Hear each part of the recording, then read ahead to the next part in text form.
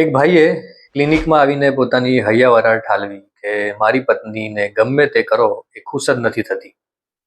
તમે ગમે તે એને આપો, હું એના માટે ગિફ્ટ લઈ જાઉં, એને કોઈ પણ વસ્તુ જોઈતી હોય તો તરત હાજર કરું, એ પોતે પણ એટલી શોપિંગ કરે, પણ અમે ફરવા પણ જઈએ, હોટલમાં ડિનર માટે પણ જઈએ, પણ ગમે તેમ કરીને પણ એ ખુશ નથી હોતી. એનો ચહેરો ઉદાસ જ હોય છે. તો આવું કેમ?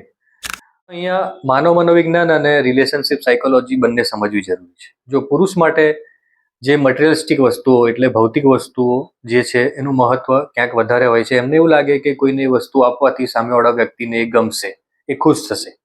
અને સ્ત્રી માટે એનું મહત્વ હોય છે, પણ એનાથી પણ વધારે મહત્વ હોય છે ઇમોશનલ વસ્તુઓનું અને ઇમોશનલ ક્વોલિટી ટાઈમનું.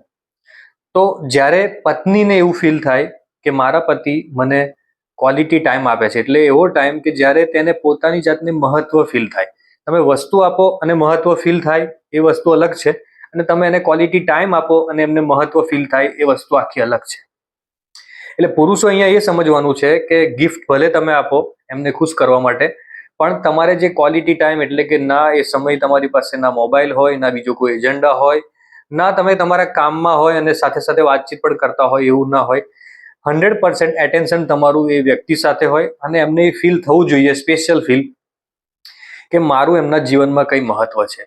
તમને જ્યાં જરૂર લાગે ત્યાં એપ્રિસિએશન એમના પર્સનાલિટી વિશે, એમના કામ વિશે એની પણ જરૂર છે એમને. ખાસ કરીને સંબંધમાં જ્યારે સમય, સમજણ અને વિશ્વાસ આ ત્રણનું મિશ્રણ નહીં હોય ત્યાં સુધી ગમે તેટલી મોંઘી ગિફ્ટ હશે તે ખાસ કોઈ ઇફેક્ટ લાવી શકશે નહીં.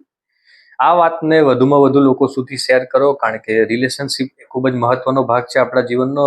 તો રિલેશનશિપને બ્લોસમ કરવા માટે અને વધુ નિખારવા માટે ફોલો જરૂરથી કરશો. Thank you.